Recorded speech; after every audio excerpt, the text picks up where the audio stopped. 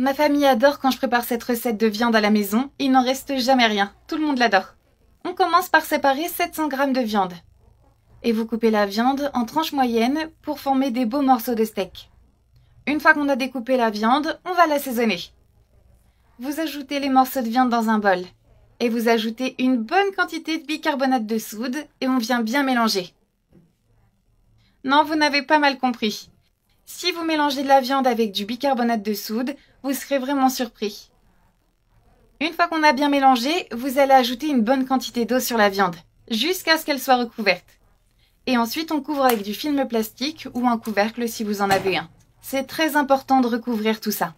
Alors, vous prenez un saladier ou un grand bol et vous y ajoutez 2 gousses d'ail écrasées. On ajoute ensuite une cuillère de piment rouge écrasé, ensuite une cuillère de sel, une demi-cuillère de poivre noir.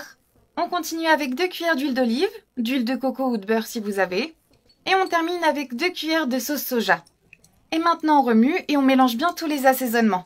Vous verrez qu'en très peu de temps, on a une sauce vraiment magnifique et pleine de goût. Vous mettez la sauce de côté.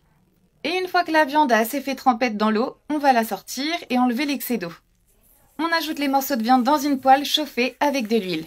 Et vous allez voir que cette recette nécessite de cuire la viande à température moyenne. Il ne faut pas brûler. Et vous ajoutez les morceaux de viande dans la poêle. On va les faire frémir pendant quelques minutes. Pour cette étape, c'est la plus simple de toute notre recette. Lorsque la viande est frite, vous allez la retirer de la poêle et la mettre de côté dans une assiette. C'est nécessaire pour la suite.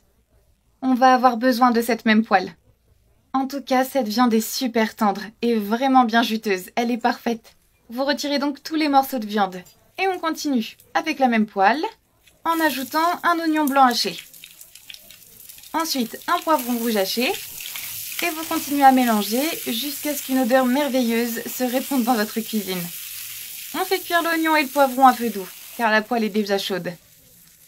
Et lorsque les ingrédients sont devenus tendres et bien dorés, on va ajouter les morceaux de viande sur l'oignon et les poivrons. On remue délicatement juste pour répartir les ingrédients dans la poêle. Vous couvrez la viande avec la sauce qu'on a préparée juste avant. On remue et on mélange bien avec la viande. La sauce va parfaitement se mélanger avec les autres ingrédients.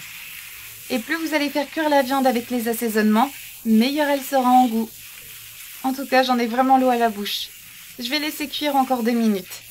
Mon conseil, c'est vraiment de faire cuire tout ça à feu doux pour que la viande prenne bien le temps de s'imprégner de toutes ses saveurs. Et une fois ces quelques minutes passées, je suppose que la viande s'est vraiment imprégnée de toutes ces épices, donc on va pouvoir éteindre le feu et on va laisser refroidir la viande pendant quelques minutes. Comme j'ai faim, je vais vraiment me servir tout de suite pour que vous puissiez voir la texture de la viande. Cette viande peut être accompagnée de salade, de pâtes ou de riz. Et vous pouvez aussi la faire pendant un barbecue. Allez, bon appétit!